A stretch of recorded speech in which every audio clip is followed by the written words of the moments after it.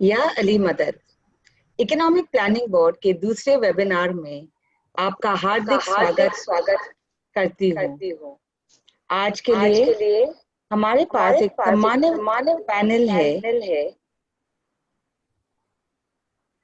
जैसे कि chairman Jamal Pradhan, president Anil Koradia, professor Piyush Sinha, mister B C. Bhartia और चेयरमैन शिराज वस्तानी। चलो तो अब शुरू करते हैं। मैं आपको हमारे मॉडरेटर श्री शिराज वस्तानी से मिलवाना चाहती हूँ। चेयरमैन शिराज वस्तानी आगा खान एजुकेशन सर्विसेज के चेयरमैन हैं। वो नेशनल काउंसिल के मेंबर भी रह चुके हैं। वही 20 से अधिक वर्षों से वो चार्टर्ड अकाउंटेंसी की प्रैक्टिस कर रहे हैं। Thank you chairman Farah. तो आइए मैं अपने पहले जो पैनल मेंबर है उनसे आपका परिचय कराऊं। हमारे पहले पैनल मेंबर है प्रेसिडेंट अनिल कोरडिया। ये हमारे नॉर्दर्न एंड ईस्टर्न गुजरात के रीजनल प्रेसिडेंट हैं। उनका भी खुद का 30 साल से ज़्यादा डाइवर्सिफाइड बिजनेस, अलग अलग बिजनेस में एक्सपीरियंस है। मेरा पहला प्रश्न प्रेसिडेंट अनिल आपके लिए है कि ये जो कोविड-19 की वजह से जो बिजनेस पे, व्यापार पे जो असर हुआ है, वो कौन से ऐसे सेक्टर्स है जो इससे ज़्यादा प्रभावित हुए हैं और कौन से ऐसे सेक्टर्स है जिस पे इसका प्रभाव कम है? आपके अनुसार ऐसे कौन से सेक्टर्स है जिन्होंने इस संकट के दौरान भी कुछ प्रोग्रेस या कुछ समृद्धि की है? जैसे शिराज भाई ने बताया कि काफी इंडस्ट्रीज जो है वो इम्पैक्टेड है ये कोविड-19 की वजह से। एयरलाइन इंडस्ट्रीज है, टूरिज्म है, ट्रैवल बिजनेस है। तो ये सारे बिजनेस के रिलेटेड जो भी इंडस्ट्रीज है वो काफी बड़ी इम्पैक्ट में आएगी। प्रोफेशनल स्पोर्ट्स है, एंटरटेनमेंट, सिनेमा, लेजर, हॉस्पिटैलिटी, वो इंडस्ट्री भी काफी बड़ी इम्पैक्ट होगी। तो ये सारी इंडस्ट्रीज है जो ज्यादा इम्पैक्ट होगी। दूसरी है कि ये लॉकडाउन की वजह से हमारी सप्लाई चेन जो है वो काफी डिस्टर्ब हो गई है, यानी ट्रांसपोर्टेशन अवेलेबिलिटी नहीं है। आज ही मैंने न्यूज़पेपर में पढ़ा था सुबह कि इंडिया में जितनी ट्रांसपोर्टेशन के लिए ट्रक्स अवेलेबल है उसमें से 5% खाली ट्रक्स रोड पे चल रही है। 95% ट्रक्स जो है वो आज भी स्टेशन है कहीं ना कहीं, बिकॉज उनके पास ड्राइवर्स नहीं है, लेबर्स नहीं है, लेबर्स, माइग्रेंट लेबर सारे चले गए। तो ये जो सप्लाई चेन का डिस्ट्रप्शन है उसके वजह से जो इंडस्ट्रीज सफर होगी वो है real estate and construction, office supply and stationery, automobile, car dealers, garments and apparels. वो भी एक इंडस्ट्री है जिसमें माइग्रेंट लेबर्स का काफी बड़ा योगदान है। ये देखो, ये लूजर्स है, बट ये लूजर्स के सामने हमारे सामने काफी नई अपॉर्चुनिटीज भी पैदा की है ये कोविड-19 की वजह से। जैसे ई कॉमर्स और ऑनलाइन रिटेल जो है वो बिजनेस काफी बड़ा है और आगे भी बढ़ेगा। Entertainment, live streaming and gaming, even cyber security, क्योंकि बहुत ही ज्यादा लोग आजकल इंटरनेट के ऊपर और ऑनलाइन सिस्टम के ऊपर निर्भर रहेंगे। Video conferencing and communication again वो एक बूमिंग होगा आगे चल के, बिकॉज कंपनियों ने देख लिया कि बैठ के भी काम हो रहा है, तो धीरे धीरे लोग अपना ट्रैवल कट डाउन करेंगे और वीडियो कॉन्फ्रेंसिंग से और ऑनलाइन कम्युनिकेशन से ही अपना काम चलाएंगे। फार्मा है, हेल्थ केयर है और न्यूट्रिशन, बेसिकली ह्यूमन न्यूट्रिशन, ये इंडस्ट्री भी काफी ग्रो करेगी। ऑनलाइन एजुकेशन, बेसिकली आजकल स्कूल, कॉलेज, यूनिवर्सिटी सारी बंद है, everybody is doing online. Medium term में जो इम्पैक्ट होगा वो है अपना रिटेल बिजनेस है। जो लॉकडाउन है तब तक बिजनेस थोड़ा डाउन रहेगा, लेकिन जैसे जैसे लॉकडाउन और ओपन होगा तो धीरे धीरे बिजनेस उसमें होना शुरू होगा। रेस्टोरेंट्स है, सैलून है। So these are the industries which are going to have a medium term impact, but on a longer run they will definitely be a winner. दूसरा है कि हम कैसे बिजनेस को वैल्यू ऐड कर सकते हैं हमारे बिजनेस में। आजकल रिटेल बिजनेस है तो रिटेल में हम ये सोचते थे सुबह कस्टमर आएगा, जो आएगा मांगेगा, हम पैसा लेके उसको माल दे देंगे, वो अब नहीं चलेगा। You will have to find some innovative ways. Customer को पहुंचाने के लिए ऑनलाइन करो, छोटा सा मोबाइल ऐप आपका बनाओ, या कस्टमर को होम डिलीवरी तक की सर्विसेज दोगे तो वो बिजनेस सस्टेन रहेगा। दूसरा है कि इंडिया को एक ये भी बड़ा एडवांटेज मिलेगा, जो जियो पॉलिटिकल एडवांटेज है, जो यूएस से काफी कंपनियां जो है चाइना में मैन्युफैक्चरिंग करा रही है। कल हो सकता है 6 महीना साल के अंदर चाइना से वो कंपनियां मूव होके इंडिया में भी आए हैं, इंडिया में उनका सेकंड हब बन जाए मैन्युफैक्चरिंग का। सो वो लॉन्ग टर्म में इंडिया के लिए एक बहुत बड़ा बेनिफिट हो सकता है। So this are my points. Shiraz, अगर मैं कुछ चीजें जो प्रेसिडेंट अनिल ने बताई उसको एक समराइज करने की कोशिश करूं, तो एक है कि जो सप्लाई चेन है उस पर इम्पैक्ट आएगा। एक और चीज जो मैंने नोट की प्रेसिडेंट अनिल की बात से, कि हम नए नए तरीके सोच सकते हैं अपना बिजनेस करने में। जैसे कि अगर मेरी जूते की दुकान है तो शायद स्कूल शूज़ या बच्चों के शूज़ में मेरा बिजनेस ज़्यादा चलेगा, क्योंकि उनकी उम्र बढ़ते रहती है, उनको नए जूते लगते हैं। सिमिलरली किड्स गारमेंट्स है, गारमेंट उनको लगते रहेंगे। शायद फैशन गारमेंट्स, फैशन शूज़ का बिजनेस कम होगा। इस तरह से हर बिजनेसमैन कुछ ना कुछ सोच सकता है अपने बिजनेस के बारे में। आइए मैं भी आज के हमारे जो सेकंड पैनलिस्ट है उनका एक इंट्रोडक्शन कराऊं। हमारे सेकंड पैनलिस्ट है चेयरमैन जमाल प्रधान। चेयरमैन प्रधान का खुद का बिजनेस है, उनकी एक गारमेंट मैन्युफैक्चरिंग कंपनी है। इसके अलावा उनके फैमिली के भी काफ़ी बिजनेसेस है, जो बेकरी, स्नैक फूड, फैशन और रियल एस्टेट में है। चेयरमैन जमाल प्रधान हार्वर्ड बिजनेस स्कूल में अपनी पढ़ाई कर चुके हैं, और चेयरमैन प्रधान डीसीबी बैंक में डायरेक्टर भी है, और इसके पहले वो आगा खान इकोनॉमिक प्लानिंग बोर्ड के चेयरमैन भी रह चुके हैं।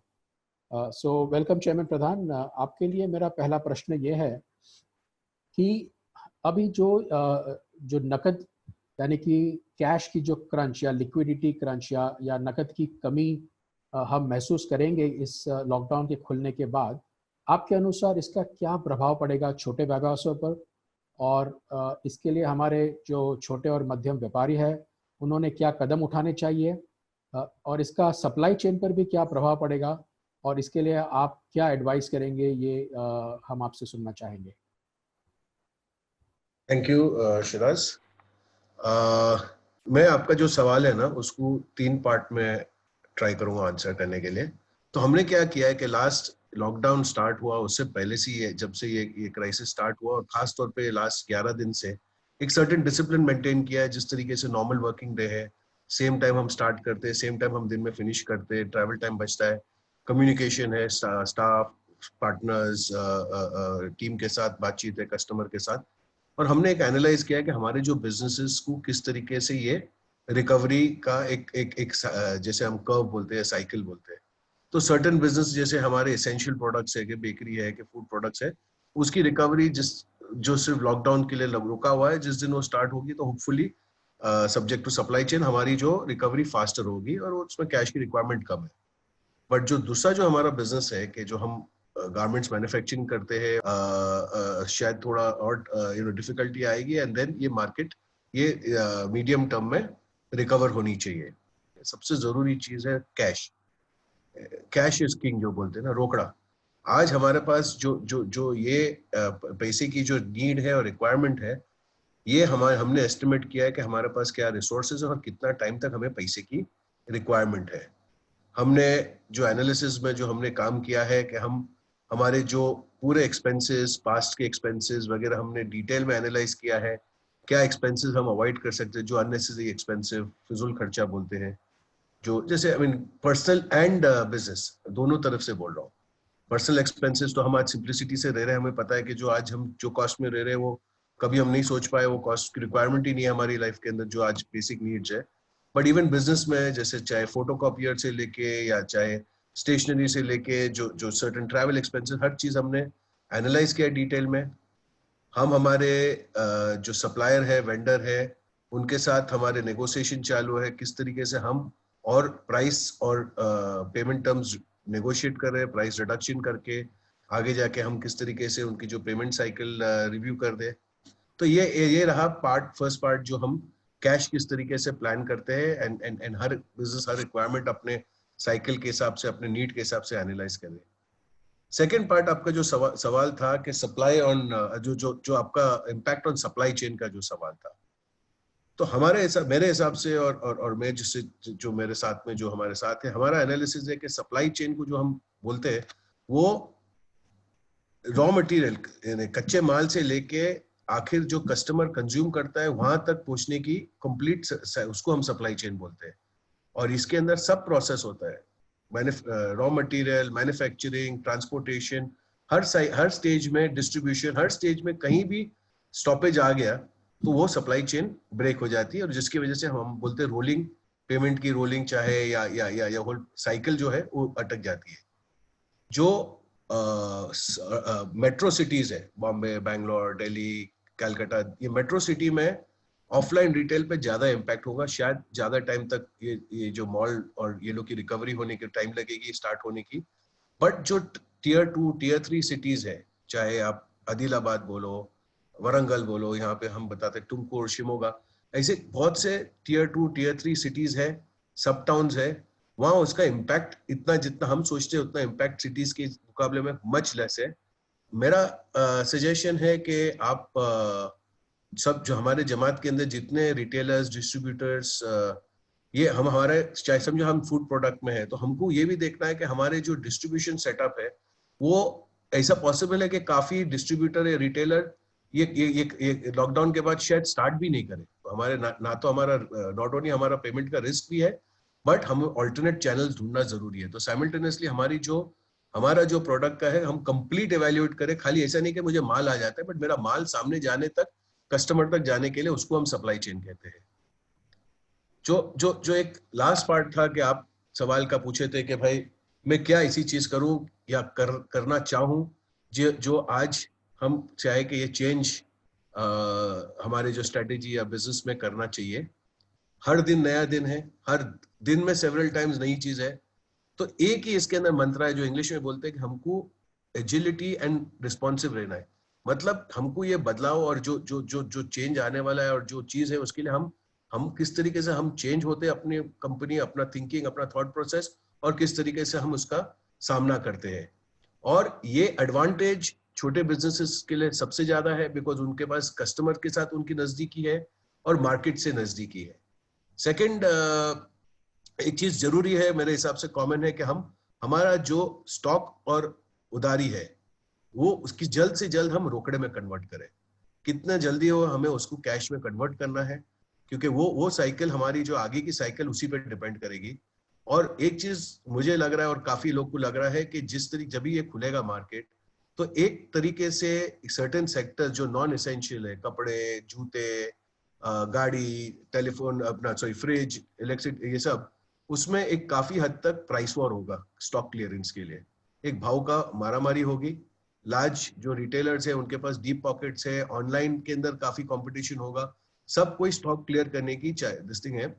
हमें एक व्यापारी तरीके हमको सोचना है कि हमको मार्जिन सैक्रिफाइस करना है, कॉस्ट सैक्रिफाइस करके हम जल्द से जल्द हमारा स्टॉक लिक्विडेट करके, क्योंकि इस तरह ऐसा नहीं है कि स्टॉक की शॉर्टेज, अगर हमें लगे कि नहीं ये रिप्लेसमेंट स्टॉक नहीं आ रहा है तो अलग बात है, बट हमें अगर हमारी साइकिल चलाना है, गाड़ी चलाना है, तो हम जल्द से जल्द उसको हम हमारे स्टॉक को कैश में कन्वर्ट करें। कैश में कन्वर्ट करें, ऐसा नहीं हो जाए कि हम डिस्काउंट में देके उधारी बढ़ा दें तो उसके बदले स्टॉक ही ठीक है।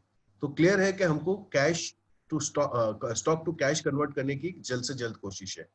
ये these are some of my thoughts, और जो हम हमारे लिए सोचे और जो हमारे लिए इम्प्लीमेंट कर रहे हैं। Over to you Shiraz. Thank you chairman Jamal. कुछ चीज़ें जो चेयरमैन जमाल ने बताई मेरे जहन के अंदर फिक्स हो गई है। एक तो उन्होंने बहुत ही सही चीज़ कही कि कैश इज़ किंग। हमें हमारे बिजनेस में किस तरह से कैश हमारे पास रहे, ये सोचना है। दोनों साइड से, सप्लायर की साइड से और कस्टमर्स की साइड से, कितना जल्दी हम हमारा इन्वेंट्री टर्न करते हैं, कितना जल्दी हम हमारा पैसा रिकवर करते हैं हमारे कस्टमर्स से, और कितना हम रीनेगोशिएट करते हैं वापस जाके हमारे टर्म्स एंड कंडीशंस हम फिर से नेगोशिएट करते हैं सप्लायर से, ताकि हो सके उतना हम उनसे क्रेडिट पीरियड ज़्यादा ले सके। और ध्यान में रखें कि आपके जो कस्टमर्स होंगे वो भी आपके पास आएंगे रीनेगोशिएशन के लिए। तो ये एक कश्मकश रहेगी जो आपको अपने बिजनेस में लड़नी होगी। दूसरी चीज़ जो चेयरमैन जमाल आपने कही, एजिलिटी एंड रिस्पॉन्सिवनेस। एजिलिटी मतलब चपलता। हमें हमारे बिजनेस में चपलता, एक चीता की तरह डिसीजंस लेने होंगे। ऐसा नहीं है कि आज हमने जो डिसीजन लिया वो अगले 3 महीने 6 महीने के लिए सही रहेगा। शायद हर 2 दिन, हर 3 दिन में एक बार हमें बैठकर आराम से रिफ्लेक्ट करना होगा, सोचना होगा कि मैं अपने बिजनेस के लिए क्या अलग से करूँगा। अब मैं अपने अगले स्पीकर की तरफ जाता हूँ। आज हमारे बीच मिस्टर BC भारतिया है। मिस्टर भारतिया का जन्म नागपुर में हुआ था। वो एक चार्टर्ड अकाउंटेंट है। उनकी पढ़ाई के बाद उन्होंने बिजनेस में पैर रखा। मिस्टर भारतिया आज confederation of all India traders के प्रेसिडेंट हैं, जिस वजह से उन्हें उनकी बातचीत काफ़ी सारे छोटे और मध्यम बिजनेसमैन से होती है, जिसका आज हम फ़ायदा उठाएंगे, उनसे बातचीत करेंगे। उनका एक गुरु मंत्र है कि कभी भी कुछ गैर कानूनी, कुछ अनैतिक और कुछ अवैध नहीं करना। मतलब कि never do anything illegal, immoral और अनएथिकल। तो आइए हम भारतिया साहब से बात करते हैं। भारतिया साहब, मेरा आपके लिए पहला प्रश्न ये है कि confederation of all India traders के प्रेसिडेंट की हैसियत से इस लॉकडाउन के दौरान आप काफ़ी सारे छोटे व्यापारियों के संपर्क में आ रहे होंगे। आपके हिसाब से क्या वो सामान्य चुनौतियां हैं, चैलेंजेस है जिनका सामना इन लोगों को करना पड़ रहा है, और ये संकट गुजरने के बाद किस तरह से वापस आना चाहिए? आप इन छोटे और मध्यम व्यापारियों को आप क्या सलाह दे रहे हैं? ओवर टू यू भारतिया साहब। देखिए, जैसे अभी जमाल भाई ने कहा कि ये जो संकट है, ये जो नेचुरल कैलेमिटी है, इसको नॉर्मल नेचुरल कैलेमिटी न समझते हुए ये अलग टाइप की है। यहाँ इंफ्रास्ट्रक्चर खड़ा है अपनी जगह, मगर वायरस जो हेल्थ, हाइजीन एंड क्लीनलीनेस से संबंधित है, ये वो कैलेमिटी से हमको लड़ना है। कब तक लड़ना है ये भी क्लैरिटी नहीं है, बट डेफिनेटली क्योंकि हेल्थ और हाइजीन से संबंधित है तो कस्टमर बिहेवियर में बहुत मेजर चेंज आएगा। हमें समझना पड़ेगा कि अब जब हमारा कस्टमर है ये किस तरीके से अपनी परचेजिंग करेगा। हेल्थ और हाइजीन इसके लिए टॉप प्रायोरिटी रहने वाला है। हमें कहीं ना कहीं हम जो बोलते हैं Glocal, think global, do local, Glocal concept पे हमको आगे बढ़ना पड़ेगा। दुकानों में सफाई, दुकानों के अंदर रोशनी, दुकानों के अंदर जो हम कपड़े पहनेंगे वो कैसे, हम अपने आप को ग्राहक के सामने प्रेजेंटेबल कैसे करेंगे, ये सारी चीजें अब हमको सोचना बहुत जरूरी हो गया है। आपको एक चीज और समझना है कि एक वायरस फैलाने का एक तरीका है, वो नोट है। अब हम कैश अगर लेना देना करेंगे तो हो सकता है कई कस्टमर कैश को हाथ न लगाए। हमें अब हमारी थिंकिंग को फैलाना पड़ेगा। ब्रॉड थिंकिंग रखते हुए हम लोग पूरा डिजिटलाइज कैसे करें, डिजिटल काम कैसे होगा, हम डिजिटली एक्सेप्ट करेंगे और डिजिटली पेमेंट करेंगे। ये इतना इम्पोर्टेंट है, आपको समझना बहुत जरूरी है कि आजकल बैंक हो या कोई कंपनी वाले हो, ये आपके पेपर्स और आपके फिगर्स को एज इट इज एक्सेप्ट नहीं करते। इनको कोई ना कोई थर्ड पार्टी वेरिफिकेशन भी होना। तो अगर आप टर्नओवर बताते हो तो ठीक है, आपके बुक्स का टर्नओवर, आपके जीएसटी के रिटर्न का टर्नओवर, इसके साथ वो ये भी देखते हैं कि बैंक में कितना टर्नओवर हुआ, बैंक में कितने पैसे आए और कितने पैसे गए, बैंक में जो पैसे आए वो डिजिटली कितने आए और कैश कितना डिपॉजिट हुआ। ये सब चीज से हमारी एक ऑथेंटिसिटी होती है कि हम जो व्यापार कर रहे हैं, जो हम टर्नओवर बता रहे हैं, वो कितना अच्छा टर्नओवर है। हमें डिपेंडेंसी अब टेक्नोलॉजी के ऊपर होनी पड़ेगी, ह्यूमन रिसोर्स से हटना पड़ेगा।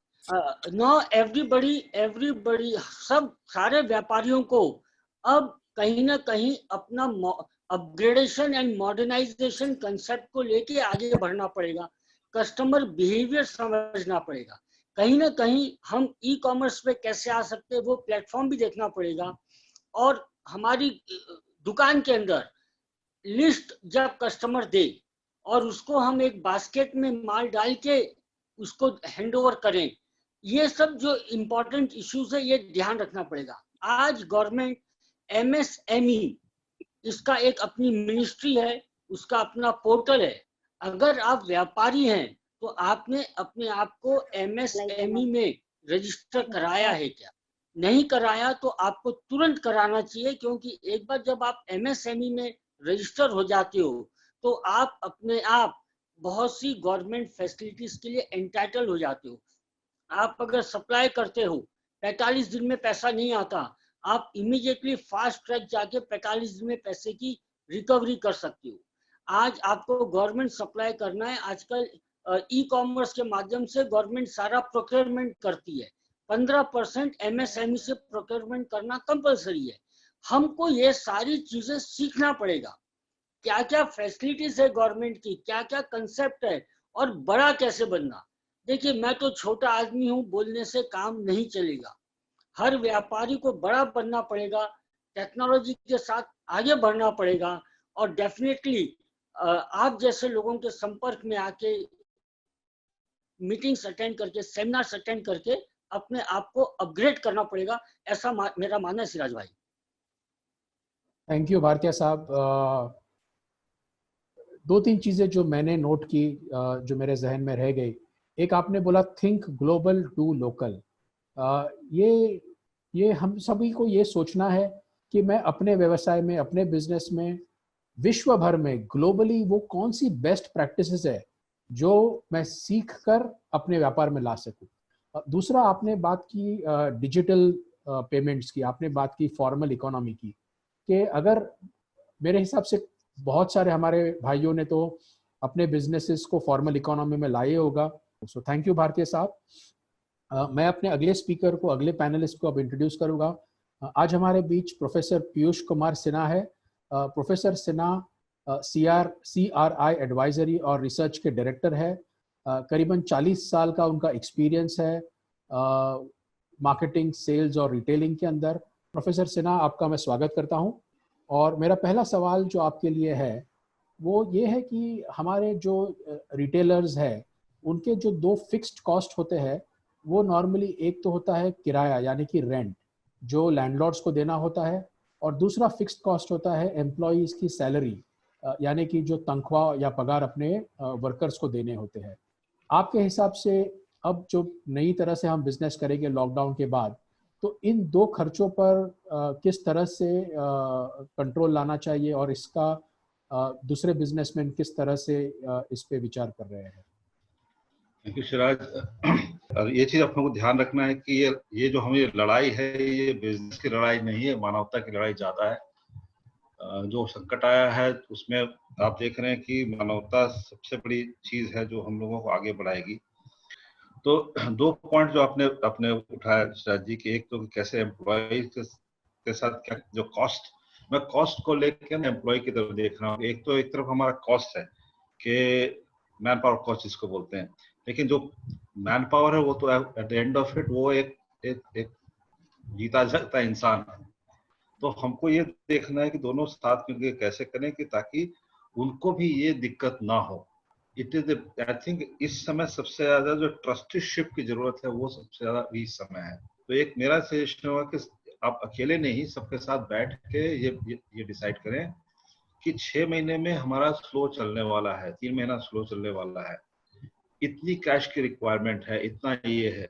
तो कुछ चीजें हैं जो फिक्स हम करेंगे, तो कुछ चीजें जो थोड़ी कुछ कंपनियों के साथ जो काम कर रहा हूँ बड़ी छोटी, उन्होंने क्या किया है कि एक चीज तो सबसे पहले इंश्योर किया है कि चाहे जितना भी पेमेंट हो रहा हो, कम ज्यादा, लेकिन टाइमली पेमेंट हो रहा हो, किसी को पेमेंट के लिए वेट नहीं करना पड़े।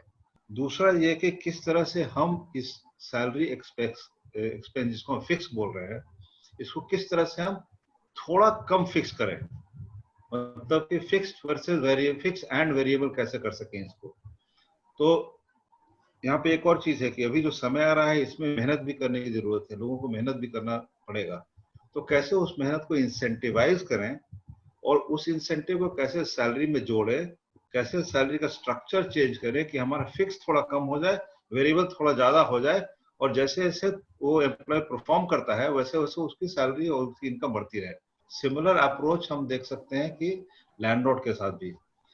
Again I am saying this कि जो लैंडलॉर्ड है वो भी इसी में फंसे हुए हैं, हम भी फंसे हैं, लैंडलॉर्ड भी फंसे हैं। तो दोनों आदमी, अगेन मेरा यही यही रिक्वेस्ट हुआ कि दोनों आदमी मिलकर रास्ता निकालें, सब लोग मिलकर रास्ता निकालें। उसमें भी फिर से वही कर सकते हैं कि एक तो कि हम मॉनिटरियम मांग सकते हैं कि हमको लगा कि ये महीना पूरा निकल गया, हो सकता है कि अगला महीना थोड़ा टाइट मिलेगा, टाइट चलेगा, तो क्या हम ये रिक्वेस्ट कर सकते हैं कि आप जो है अभी रेंट मत चार्ज करिए मेरे से, ये रेंट आप डेफर कर दीजिए नेक्स्ट 6, 8, 10 महीने जितना भी हो, सो दैट मेरे ऊपर लोड 100% नहीं आए, रिड्यूस होकर 10%, 50% का लोड आए, जिससे कि मैं उसको मैनेज कर पाऊँ। वो एक है। दूसरा ये है कि आपका जो कॉन्ट्रैक्ट है उनके साथ, जिनके साथ उस तरह देखिए कि उसको किस तरह से और अच्छा बना सकें, जिससे कि दोनों लैंडलॉर्ड को भी और जो वहाँ बिजनेस कर रहे हैं उनको भी फायदा हो। सो अगेन यहाँ पे आप फिक्स्ड और वेरिएबल का आप कॉम्बिनेशन कर सकते हैं कि एक फिक्स रेंट के बदले आप बोलिए कि मिनिमम हम इतना देंगे, उसके ऊपर से जो भी होगा वो सेल्स रेवेन्यू से कनेक्ट हो जाएगा। तो मेरा ये कहना होगा कि आप निगोशिएट करिए कि किस तरह से हम इसको डेफर कर सके। ऐसा तो बोल नहीं सकते कि भाई हम रेंट नहीं देंगे इसमें, क्योंकि उनकी भी वही हालत है जो हमारी हालत है। तो दोनों केसेस में दो चीज निकल के आ रही हैं। एक चीज है कि पार्टनरशिप, सेकेंड इज कैसे हम स्ट्रक्चरली ऐसा चेंज लाएं कि दोनों के लिए सूटेबल हो। थर्ड, कैसे फिक्स वेरिएबल और फिक्स एक्सपेंस को फिक्स प्लस वेरिएबल या 100% वेरिएबल ले जाए, जिससे कि मेरे को डे टू डे की चिंता नहीं हो और उससे कम से कम मेरा ध्यान बिजनेस पर है। दूसरे मैं बोल रहा हूँ कि ये टाइम है कि लोगों को सिखाने का बहुत कुछ है जो ट्रेनिंग डेवलपमेंट की भी जरूरत है, क्योंकि जो भी सिस्टम आप नया लेके आएंगे, जो जिस तरह से आप करना चाहेंगे, करना तो अल्टीमेटली उस आदमी नहीं है जो आपके साथ काम कर रहा है। तो इसलिए उसकी ग्रूमिंग, उसको हेल्थ के बारे में सिखाना, उसको कस्टमर सर्विस के बारे में सिखाना, उसको अच्छे से रहना सिखाना, नॉट जस्ट नॉट ओनली अपने काम पे, बट घर पे लोगों के हेल्थ का कैसे करें, बच्चों के कैसे ध्यान दें उसको अच्छी तरह से। ये सब चीजें जो है सो आपको ध्यान रखनी होगी और ये करना होगा। मेरा रिक्वेस्ट है कि इसके लिए आप वेट नहीं करिए कि लॉकडाउन खुलेगा तब ये सब करेंगे, जितनी जल्दी इसको इम्प्लीमेंट करेंगे उतना अच्छा होगा, ये मेरा कहना है। Thank you Shiraz. Thank you professor Sinha. दो चीज़ें जो आपने कही, एक है कि आप अपने एम्प्लॉयज़ और अपने लैंडलॉर्ड्स को एक बिजनेस पार्टनर की तरह ट्रीट कीजिए, उनके साथ बैठ के विचार विमर्श करके अपने टर्म्स को रीनेगोशिएट कीजिए, पेमेंट को आप हो सके तो डिफर कीजिए, विलंबित कीजिए, कुछ पेमेंट्स जो है उसको फिक्स्ड से वेरिएबल में कन्वर्ट कीजिए। चेयरमैन जमाल, मैं आपके पास वापस आना चाहता हूँ। आपके लिए एक मेरा क्वेश्चन है कि अगर आप कुछ ऐसे एग्जाम्पल्स हमारे साथ, कुछ उदाहरण शेयर कर सके कि जहाँ पे ऐसे चुनौती के वक्त में लोगों ने फ़ायदा उठा के जो चैलेंजेस है उसको अपॉर्चुनिटी में कन्वर्ट किया है, और उसके लिए हमारे जो छोटे और मध्यम वर्ग के बिजनेसमैन हैं वो कर सकते हैं। और दूसरा एक, अगर आप ये भी बताएं कि वो क्या साइंस हो गए, वो क्या चिन्ह हो गए कि जब हमें ऐसा लगेगा कि इकोनॉमी अब रिवाइव हो रही है और हमें शायद नए इन्वेस्टमेंट करने चाहिए। तो आई थिंक सो मेरा फर्स्ट ओपिनियन है कि ये जो सिचुएशन है इसमें से हमको फर्स्ट सबसे जरूरी है हमारे लिए सर्वाइवल।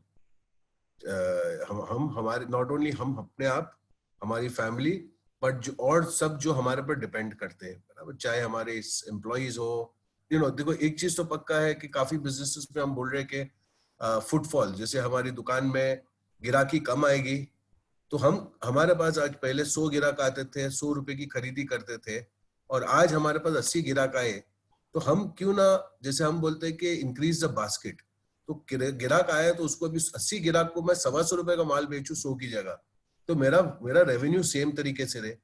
सो बहुत सी कंपनी जैसे क्रॉस सेलिंग करते हैं कि हम एक कॉम्बो ऑफर पे, हम अगर समझो 30% डिस्काउंट समझो हमारे पास शर्ट्स है, हम 30% डिस्काउंट देना चाहते हैं, तो क्यों ना हम ऐसा ऑफर करें कि भाई आप 2 खरीदो, थर्ड वाला फ्री।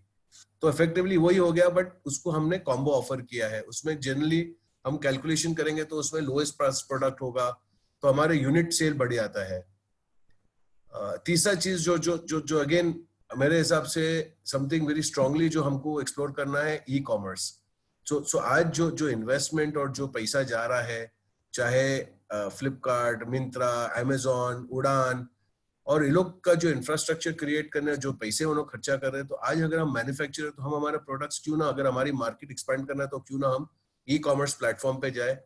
रिटेलर्स जो समझो अदर सर्विस ऑफर कर सकते हैं, सर्विस अवेलेबिलिटी, सर्विस का तो ऑलवेज ऑप्शन है, होम डिलीवरी है।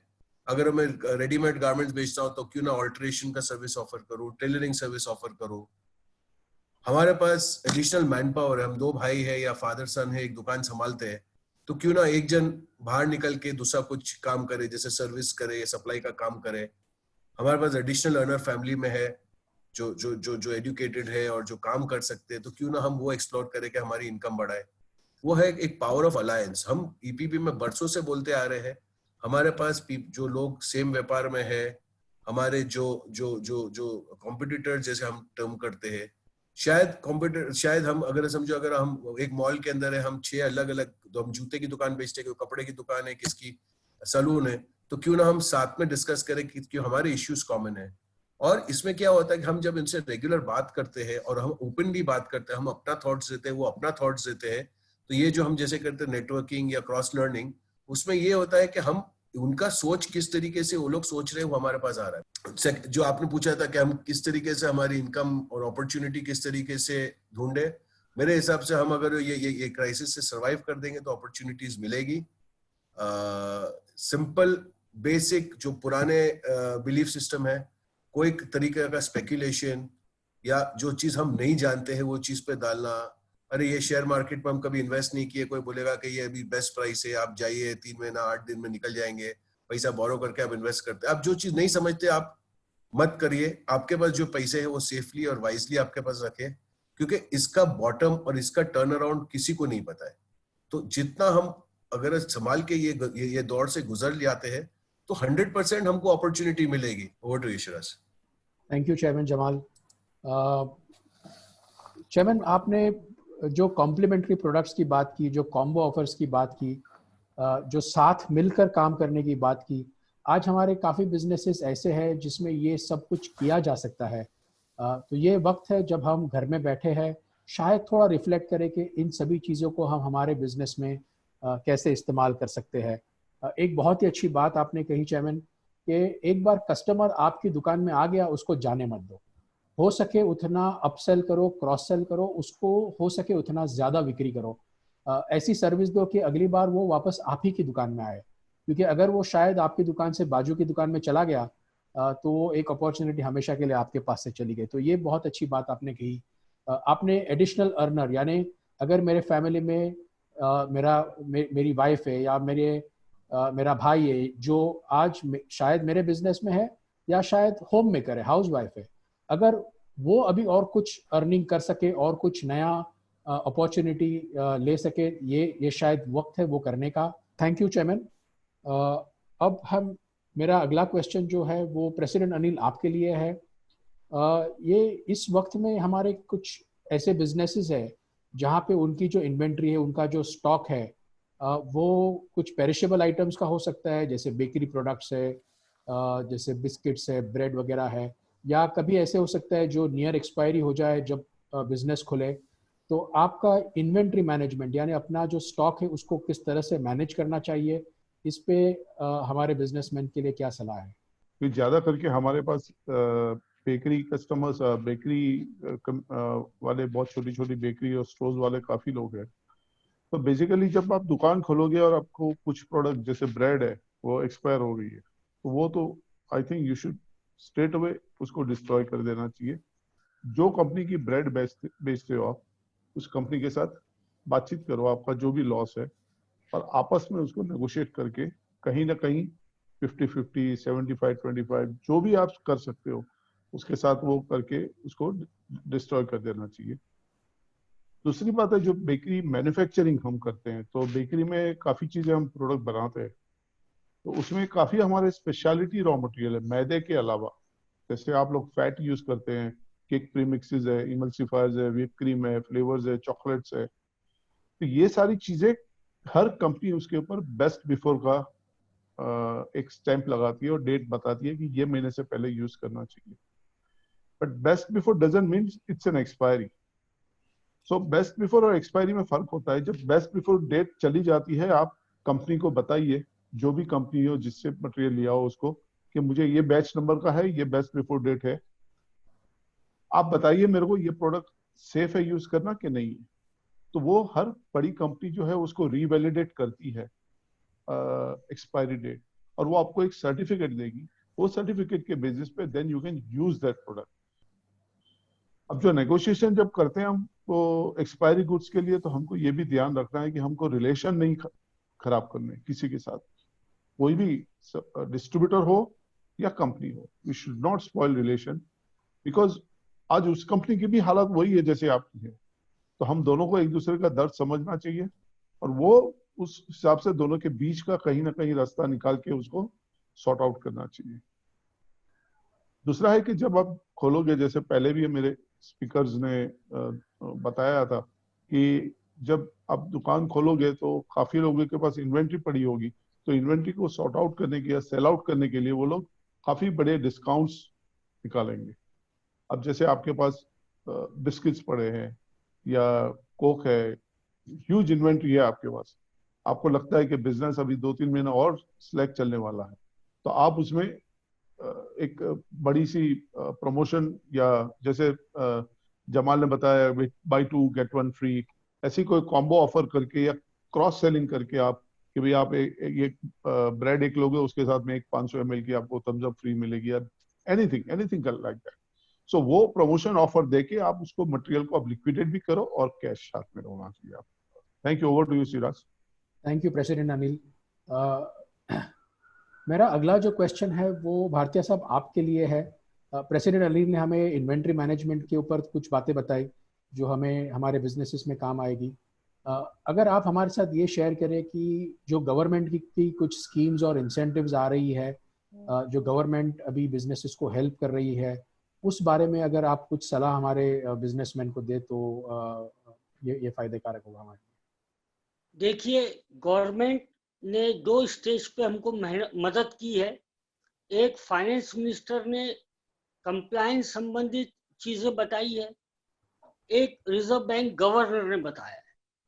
हमने हमारे यहाँ वीडियो कॉन्फ्रेंसिंग से या फोन से बात करके लोगों को यही समझा रहे हैं कि ट्राई टू अंडरस्टैंड। गवर्नमेंट ने कंप्लायंस 3 महीने के लिए स्थगित कर दी है। यानी आज जो गवर्नमेंट का टैक्स का पैसा है, ये पैसा हमारे पास बचेगा, हमारी वर्किंग कैपिटल के काम में आएगा। अभी पेमेंट नहीं करना तो इमीडिएट क्राइसिस उसको कैसे यूज करना अपने बिजनेस में, ये समझना पड़ेगा। इसी के साथ अगर आप देखेंगे, सारे इंस्टॉलमेंट्स डेफर कर दिए। देखिए, ये अभी 3 महीना क्राइसिस का, इसमें कोई डाउट नहीं है और रिलैक्स होने वाली बात नहीं है, बट आज इंस्टॉलमेंट भी 3 महीने से स्थगित करने से ये जो 3 महीने के इंस्टॉलमेंट के पैसे हैं, again they are coming to my working capital. और इतना ही नहीं, जो हमारे कस्टमर है उनके हाउसिंग लोन और व्हीकल लोन रेफर हो गए, तो अगेन उनके पास भी फंड्स अवेलेबल हो गए to do business, to buy goods. जो हमारे टाइनी एकदम छोटे व्यापारी हैं, इनको समझना चाहिए कि सरकार ने प्रधानमंत्री मुद्रा योजना भी लाके रखी है। 10 लाख रुपए तक आपको बैंकों से मिलता है, कोलेटरल सिक्योरिटी की जरूरत नहीं, क्योंकि ये सारे लोन आज credit guarantee corporation of India से गारंटी हो रही है। जैसे मैंने पहले भी कहा, अपग्रेड एंड मॉडर्नाइज। अगर आप अपग्रेड और मॉडर्नाइज नहीं होंगे, आपको नॉलेज के साथ टेक्नोलॉजी भी होना चाहिए। तो ये सारी चीजें आपको सीखना अति आवश्यक है। थैंक यू भारतीय साहब। जैसे भारतीय साहब ने कहा कि बहुत सी ऐसी स्कीम्स है जो सरकार ने ऑलरेडी अनाउंस की हुई है और इंशाल्लाह बहुत सी स्कीम्स आएगी भी। प्रोफेसर सिन्हा, मैं अभी आपकी तरफ आना चाहूँगा। मेरा ये क्वेश्चन है आपके लिए कि जब मार्केट खुलेगा, जब चीज़ें थोड़ी बहुत नॉर्मल होगी, तो एक खरीदार की तरह अगर मैं पैसा खर्च करने जाऊँगा तो शायद उन चीज़ों पे जिसे हम डिस्क्रेशनरी प्रोडक्ट्स कहते हैं खर्च नहीं करूँगा। जैसे कि फॉर एग्जांपल, अगर मुझे गाड़ी लेनी है, कोई 2 व्हीलर लेनी है, तो शायद मैं अभी नहीं लूँगा और बोलूँगा कि 6 महीने बाद ले। तो अगर मेरा ये बिजनेस है कि मैं उन गाड़ियों का डिस्ट्रीब्यूटर हूँ, 2 व्हीलर्स का डिस्ट्रीब्यूटर हूँ, तो मेरे लिए आपकी क्या सलाह है? आप इस तरह के बिजनेसेस को आप क्या सलाह दोगे? तो इसमें सबसे इम्पोर्टेंट चीज ये हो जाती है कि अगर हमारे 10 कस्टमर आते हैं, वो 10 इतने ही इम्पोर्टेंट, उनकी इम्पोर्टेंस ज्यादा बढ़ जाती है। तो ये दो चीज होती है कि या तो जैसे बताया कि हम उसको कैसे हैंडल करें, उनको कैसे ज्यादा सेल करें, नंबर 1, बट इम्पोर्टेंट कि जो कस्टमर हमारे यहाँ आ रहा है उसको कन्वर्ट कैसे करें, वो सबसे इम्पोर्टेंट हो जाता है। तो इसके लिए आपके पास 3 चीजें होती हैं, आपका प्रोडक्ट, आपका अपना स्टोर और आपके जो आदमी जो काम कर रहे हैं आपके साथ। ये तीनों चीज को लेके आप किस तरह से उनके साथ डील करते हैं। मैं इसको स्कीम नहीं बोलूंगा, मैं बोलूंगा कि हर कस्टमर के लिए आप किस तरह से एक प्रोग्राम बनाते हैं जो कि उस कस्टमर के लिए कस्टमाइज्ड हो, उस कस्टमर के लिए खास बनाओ। छोटे बिजनेस का सबसे बड़ा फायदा ये है कि आपका एडवांटेज बड़े बिजनेस के सामने आपके नंबर ऑफ कस्टमर्स कम होते हैं, इसलिए आप पर्सनलाइज कर सकते हैं। जितना आप पर्सनलाइज करेंगे उतना आपको उससे कस्टमर से कनेक्ट बढ़ेगा। अच्छे समय में तो सब अच्छे होते हैं, लेकिन जो डिफिकल्ट टाइम में आप अच्छे हैं लोगों के साथ, किस तरह से आप डील कर रहे हैं, उससे आपकी साख बनती है। आप देखेंगे तुरंत इमीडिएटली जैसे दुकानें खुलेंगी, सभी दुकानें सामने बोर्ड लग जाएगा, यहाँ पे सेल है, यहाँ पे डिस्काउंट है, यहाँ पे ये है, वह तो वो होगा, वो भी हमको करना है। लेकिन at the end of it जो कस्टमर आ रहा है, आपको मालूम है कम कस्टमर आने वाले हैं, हर कस्टमर को किस तरह से हम अच्छी तरह से ट्रीट करें, इसके लिए आपका सिस्टम, आपके मर्चेंडाइज और आपके लोग तैयार होने बहुत जरूरी है, तभी आप उसमें सस्टेन कर पाएंगे। जैसे आपने कहा कि ये जो डिस्क्रिशनरी स्पेंडिंग के बिजनेसेस है उसके अंदर इम्पॉर्टेंट ये है कि हालांकि पहले अगर 10 कस्टमर आ रहे थे शायद अभी 10 नहीं आएंगे, उससे कम आएंगे, लेकिन जो आता है आप उसको किस तरह से सेल करते हो और उसको किस तरह से सर्विस देते हो, वो बहुत बहुत ज़रूरी हो जाता है। हमारे सारे स्पीकर्स ने कैश फ्लो के ऊपर अपना पैसा किस तरह से यूज़ होना चाहिए, किस तरह से उस पर फोकस होना चाहिए, उस पर बातचीत की। मैं उसको एक 2 मिनट में समराइज करूँगा कि कैश फ्लो जो है ज़्यादातर हमारे जो छोटे बिजनेसेस होते हैं, मध्यम बिजनेसेस होते हैं, वहाँ पे नॉर्मली जो घर के खर्चे होते हैं, फैमिली के लिए जो कैश यूज़ होता है और बिजनेस के लिए जो कैश होता है, इसमें डिफरेंस नहीं होता है, ये नॉर्मली मिक्स्ड होता है। तो ये एक चीज़ हमें ध्यान रखनी है कि पहले हम लोग थोड़ा पर्सनल फ्रंट पे बात करें कि सबसे पहले तो पैसा एक हमारे पास इतना सेविंग में होना चाहिए, इतना साइड में होना चाहिए कि जो हमारा बेसिक सर्वाइवल है, अगले 3 महीने 6 महीने के लिए बेसिक सर्वाइवल के लिए जो पैसा लगने वाला है वो हम संभाल के रखें कहीं पर। अभी हम कुछ हमारे ऑडियंस के कुछ क्वेश्चंस आ रहे हैं हमारे पास, हम कुछ क्वेश्चंस ऑडियंस के लेंगे। सबसे पहला क्वेश्चन है प्रेसिडेंट अनिल आपके लिए। ये क्वेश्चन आ रहा है रफीक भाई से, हैदराबाद से, जो फूड अलायंस के एक मेंबर है। वो आपसे जानना चाहते हैं कि ये जो कन्फेक्शनरी बिजनेस है, स्नैक्स फूड बिजनेस है, जैसे फ्राइम्स है, चिप्स है, इसके अंदर आप नया क्या मेगा ट्रेंड्स देख रहे हैं? ये इंडस्ट्री या ये सेक्टर जब खुलेगा तो उसमें कुछ नया होगा, आप इसमें क्या देख रहे हैं? उसमें आगे थोड़ा बढ़ने के लिए उनको बेसिकली इन्वेस्ट करना चाहिए R&D में। R&D में इन्वेस्ट करने से एक आपके पास लेवरेज मिलता है कि you can come up with new innovation product में आप आ सकते हो। दूसरा है कि FSSAI को फॉलो करना चाहिए, जो food safety standard act of India जो है उसको सही तरह से फॉलो करना चाहिए। सो क्वालिफाइड आदमी होने से एक लेवरेज ये आपको मिलता है कि आपको नई टेक्नोलॉजी का, नया वर्ल्ड में क्या हो रहा है उसका पूरा नॉलेज आपको मिलता रहेगा। So you should always hire R&D के लिए क्वालिफाइड आदमी हो, या प्रोडक्शन के लिए भी हमारे पास क्वालिफाइड बंदे होने चाहिए, जो फूड टेक्नोलॉजिस्ट हो या from any of the university in India. और चौथी बात है जो बहुत इंपॉर्टेंट, जो वो टेक्नोलॉजी में इन्वेस्ट करना चाहिए। टेक्नोलॉजी में इन्वेस्ट करोगे तो वो एक आपको एक अपर एज देता है, upper edge in sense of cost reduction, क्योंकि टेक्नोलॉजी में आप इन्वेस्ट करोगे तो डेफिनेटली आपको सुपीरियर क्वालिटी प्रोडक्ट मिलेगी, पैकेजिंग अच्छा मिलेगा, and your cost also will definitely will be down. बाकी रही बात मेगा ट्रेंड की, स्नैक्स इंडस्ट्री तो वैसे भी हमारे इंडिया में 7.5 से 8% के CAGR से ग्रो हो रहा है। मेगा ट्रेंड जो नेक्स्ट 10 साल में जो देखने में मिलेगा, जो मेरा एक्सपीरियंस बता रहा है, वो है health and nutrition part. Snacks no doubt snacks लोग खाते हैं, बट धीरे धीरे लोगों का ट्रेंड चेंज होगा, बोलेंगे हमको इसमें we need more protein content, high protein content, low fat and add nutritional value to that. जब तक R&D आपका स्ट्रांग नहीं होगा तो आप एक नेक्स्ट लेवल पे नहीं पहुंच सकते। अभी का जो ट्रेंड है वो गोरमे कैटेगरी में नाचोस है, टोर्टिला है, वो हाई वैल्यू प्रोडक्ट्स है, उसमें जाना चाहिए, क्योंकि वो है निश मार्केट है, डेफिनेटली अंडरस्टैंड मार्केट काफी निश है, बट वो डेफिनेटली वो कैटेगरी ग्रो करेगी। शुगर बॉइल कन्फेक्शनरी में सॉरी कन्फेक्शनरी में देखने जाओ तो शुगर बॉइल कन्फेक्शनरी जो है वो सबड्यूड मार्केट है लास्ट 2 साल से, बिकॉज रॉ मटेरियल की प्राइसिंग काफी फ्लक्चुएट रहे 2 साल। बट नई जो कैटेगरी है उसमें स्नैक्स बार है, चॉकलेट है, वो काफी बूम हो रही है और काफी अच्छी तरह से ग्रो हो रही है। तो अगर है कन्फेक्शनरी में, मैन्युफैक्चरिंग में, तो they should try to see this category to grow their business. Thank you president साहब। जो अगला क्वेश्चन है वो चेयरमैन जमाल आपके लिए है। ये क्वेश्चन मंसूर परबतानी ने पूछा है। उनका बोलना है कि वो एक छोटे सप्लायर है और उनका मैक्सिमम जो बिजनेस है वो क्रेडिट पे होता है। तो आपके हिसाब से ये मॉडल फ्यूचर के लिए सस्टेनेबल है, और नहीं तो इसमें क्या चेंजेस उन्होंने करने चाहिए? तो ये जो आपकी जो साइकिल है, आप उधारी पे माल बेचते हैं, तो इसका ये भी जरूरी है कि आप खरीदते उधारी पे है और बेचते उधारी में है, आपका साइकिल मैच होता है, आपका मार्जिन जस्टिफाई करता है आपको रिस्क के लिए, तो ठीक है। अगर आप समझो 30 दिन की उधारी पे लेके 30 दिन की उधारी पे बेचते हैं, तो आपको जो परसेंटेज मार्जिन है आपको 30 दिन के बाद मिलता है। आइडियली तो सबसे बेस्ट है कैश में खरीद के कैश में बेचो, तो आपको पता है आपका क्या पोजीशन है, या उधारी में लेके कैश में बेचो।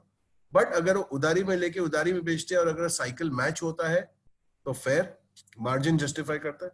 अगर आप सोचते हैं कि मैं रोकड़े में या शॉर्टर उधारी में माल खरीद के लंबी उधारी में माल बेचता हूं, तो आज नहीं तो कल आप बिजनेस कितना भी मार्जिन कितना भी होगा, आपको कैश की शॉर्टेज तो पड़ेगी, और कैश की जो एवेन्यूज है और कैश के जो सोर्सेज है शायद आज के माहौल में ड्राई अप होंगे। तो ये आपको आपकी बिजनेस को इवैल्यूएट करना है मार्जिन और साइकिल दोनों के हिसाब से, और आपकी कितनी कैपेसिटी है फंड करने के लिए। Over to you Shiraz. Thank you chairman. Bharti ji, अगला क्वेश्चन आपके लिए है। ये सुरेंद्र नगर से करीम गोवानी जी ने पूछा है। आपके एक्सपीरियंस में आप जब ये छोटे ट्रेडर्स के साथ डिस्कस करते हैं, तो एक दो एग्जांपल हमें दीजिए जहाँ पे छोटे बिजनेसेस ने कुछ चेंजेस किए हो और वो सक्सेसफुल हुए हो, और आपके हिसाब से अगले 3 साल के लिए अगर किसी को जीतना है तो उन्हें क्या करना चाहिए? बहुत अच्छा प्रश्न है। देखिए, मैं आपको बताऊं, हमने जब ये foreign direct investment in retail trade आ रहा था, तो हमने दुकानदारों को समझाया कि you will have to change, और धीरे धीरे दुकानदार चेंज होने लगे।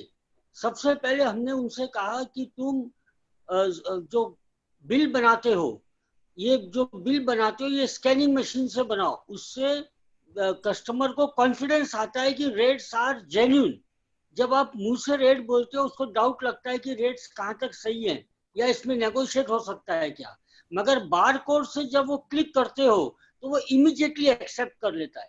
माल का डिस्प्ले अच्छा रहेगा, माल में दुकान में रोशनी अच्छी रहेगी, सारे लोग एक ही कलर के टी शर्ट पहने हुए हैं, तो इससे एक ऑर्गेनाइज्ड कल्चर दिखता है। हमें यह समझना है कि हमारे आने वाले जो ग्राहक हैं ये यूथ है। हमने कहा कि ये तुम्हारा स्टोर रूम नहीं है, ये डिस्प्ले दुकान। हमें कहीं ना कहीं अब ये सोचना पड़ेगा, ग्राहक मेरे को कमा के दे रहा है। आप एक चीज समझिए, आपका सप्लायर आपको कमा के नहीं दे रहा, ग्राहक कमा के दे रहा है। तो ग्राहक को फोकस करो, ग्राहक क्या चाहता है, जो ग्राहक चाहता है, जैसा ग्राहक चाहता है आपको वैसा ही देना पड़ेगा, और निश्चित रूप में उसमें आप कौन सी स्कीम लाके कैसे प्रमोट कर सकते हो। हमने एक मार्केट को समझाया कि कम ऑन, सब लोग थोड़े थोड़े पैसे जमा करो और पूरा अभी गणपति से लेके दिवाली तक स्कीम चलाओ कि ये हमारी 50 दुकान से जो माल खरीदेगा हम आपको कूपन देंगे, इतने रुपए के माल पे coupon, and you will get 1 car, you will get 1 motorcycle. Individual दुकानदार ऐसे प्रमोशन नहीं दे सकता, मगर कलेक्टिवली दे सकता है। तो हमको ग्राहक को मार्केट में खींचना है, दुकान में बाद में, पहले मार्केट में आ जाए फिर मेरी दुकान में आए। तो इसीलिए ये कलेक्टिव बिजनेस करना पड़ेगा, इंडिविजुअल हम सरवाइव नहीं कर पाएंगे।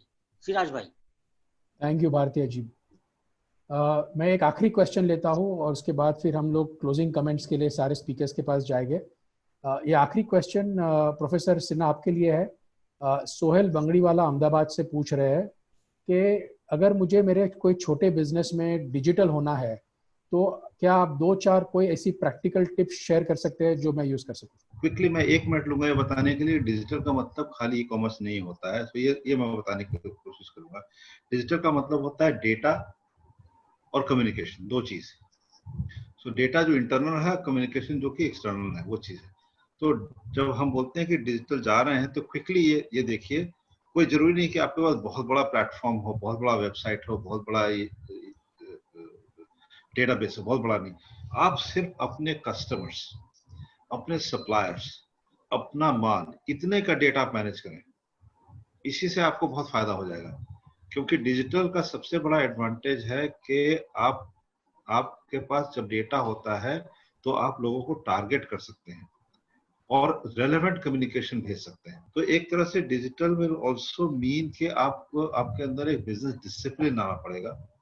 दूसरा एस्पेक्ट डिजिटल का ये है कि आप जैसे भारतीय जी बता रहे थे कि पेमेंट डिजिटल कर रहे हैं, आप बार कोडिंग कर रहे हैं, तो ये सारा डिजिटल का पार्ट है। उससे सबसे बड़ा एडवांटेज ये होता है कि आपका बिजनेस बहुत ट्रांसपेरेंट और फेयर आ जाता है, उससे कॉन्फिडेंस बनता है। तो मेरा कहने का मतलब ये है कि डिजिटल खाली ई कॉमर्स मत देखिए। तो जो लोग समझ रहे हैं कि डिजिटल मतलब ई कॉमर्स ही होना चाहिए, ई कॉमर्स भी है। बहुत सारे आप सर्च करेंगे तो बहुत सारे ऐसे सप्लायर हैं जो कि आपके डिजिटल को ई कॉमर्स बना देंगे, आपके स्टोर का ई कॉमर्स बना देंगे, आपको वेबसाइट भी बना देंगे। लेकिन खाली वेबसाइट बनाने से कुछ नहीं होता है। उस वेबसाइट में कैसे इंटरेक्शन होता है, कस्टमर केयर कैसे होता है, कस्टमर क्वेरी आती है तो कैसे होता है, उसमें डेटा कैसे मैनेज कर सकते हैं, आप अपलोड करते हैं कि नहीं करते हैं। अब देखिए सिंपल चीज है, आपने अपने स्टोर का वेबसाइट बनाया, क्या जो माल आपके वेबसाइट पे दिख रहा है वो आपकी दुकान में है कि नहीं, जो प्राइस वेबसाइट पे दिख रहा है वो आपके दुकान में वही प्राइस दिख रही है कि नहीं दिख रही है। सो खाली डिजिटल जाने से नहीं होगा। लेकिन ये फायदा है डिजिटल का कि आप नॉट जस्ट कस्टमर, सप्लायर और मर्चेंडाइज और एम्प्लॉय, ये चारों से अच्छी तरह से कनेक्ट हो सकते हैं। तो यूज करिए डिजिटल को सिस्टम लाने में, ट्रांसपेरेंसी लाने में, फेयरनेस बढ़ाने में, कस्टमर सर्विस में और अपने बिजनेस को इंप्लीमेंट करने में। और जितना पर्सनलाइज कर सके अपने बिजनेस को, जितना कस्टमर से रिलेशन बढ़ा सके, सप्लायर से रिलेशन बढ़ा सके, उसमें आप डिजिटल को यूज करिए। Thank you. Thank you professor साहब। अभी मैं क्विकली चारों हमारे पैनलिस्ट के पास जाऊंगा। 1 मिनट के अंदर अगर आपको कोई की मैसेजेस देना हो, क्लोजिंग कमेंट्स देने हो हमारे पार्टिसिपेंट्स को, तो वो आप क्या देंगे? तो सबसे पहले भारतीय साहब मैं आपके पास आऊंगा। मेरा सभी मेरे व्यापारी भाइयों से निवेदन है कि हम लोग बहुत कठिन समय से गुजर रहे हैं, मगर ऐसा जब अच्छा समय परमानेंट नहीं है तो कठिन समय भी परमानेंट नहीं है। खर्चे को 0 डाउन करो, जो असेंशियल है उसके बाहर मत जाओ। जो पैसा प्रोडक्शन दे सकता है, कमा के ला सकता है, वही पैसा खर्च करो। समय निकल जाएगा, दिसंबर तक संभलना है, उसके बाद में अच्छे दिन निश्चित आ जाएंगे। थैंक यू भारतीय साहब। प्रेसिडेंट अनिल। मैं एक ही बात कहूंगा कि हमको ध्यान रखना है कि बिजनेस बहुत ही एथिकल वे में बिजनेस होना चाहिए हमारा। We should be honest and integrity होनी चाहिए हमारे बिजनेस में। तो मैं सबको यही बोलता हूँ कि फॉर्मल बिजनेस करिए और एथिकल बिजनेस करिए। That's my. Thank you. Professor Sinha. मेरा जो मैं शुरू से बोलता रहा हूँ, सबको बांध के रखिए। जितने लोग हैं आपके साथ जुड़े उनको बांध के रखिए, क्योंकि यही लोग समय में हमारे साथ रहेंगे। अब जब मैं लोग बोल रहा हूँ, अपने एम्प्लॉयज हैं, सप्लायर्स हैं, लैंडलॉर्ड्स हैं, कस्टमर्स हैं, आपके वेंडर्स हैं, आपके आसपास में जो लोग हैं, आपके जो आसपास में जो चेयरमैन जमाल। या तो मेरा ये सोचना है कि ये जो किस तरीके से हम इसमें डील करते हैं, जिस तरीके से हम फिजिकल हमारी वेलबीइंग और जो हेल्थ सेफ्टी रखते हैं, वैसे हमारी मेंटल स्ट्रेंथ है, हमारी सोच पे मैक्सिमम डिपेंड करता है किस तरीके से हम ये क्राइसिस से निकलते हैं। और हमें ऑप्टिमिस्टिक पॉजिटिव रहना है, but at the same time realistic रहना है कि हकीकत क्या है। और मेरे हिसाब से ये जो करंट सिचुएशन है, अगर हम सोचते हो कि 1, 2, 3, 4 महीना दिवाली तक निकल जाएंगे, अगर निकल गए तो बहुत बढ़िया, जल्दी भी निकल गए तो और भी अच्छा है, बट हमारी तैयारी होनी चाहिए। कुछ T20 मैच नहीं है, ये 5 डे मैच है, जैसे मैराथन है, और इंशाल्लाह एक दिन हम लुक बैक करेंगे और ये भी हमारी एक मेमोरी रहेंगी लाइफ में। हम स्टोरी बोलेंगे दूसरी जनरेशन को कि किस तरीके से ये भी दिन हमने देखे थे हमारी लाइफ में। Thanks and all the best. Over to you. Thank you chairman. मैं आखिरी चीज यही कहूंगा, सकारात्मक सोच, थोड़ी सी उम्मीद, थोड़ी सी हिम्मत किसी भी परेशानी से लड़ सकते हैं। With that I will give it back to chairman Farah. सभी पैनलिस्ट को बहुत बहुत धन्यवाद। मुझे काफी सीखने को मिला and I really think you have all done an excellent job. शुक्रिया। हम आपके संपर्क में रहेंगे या अली मदद।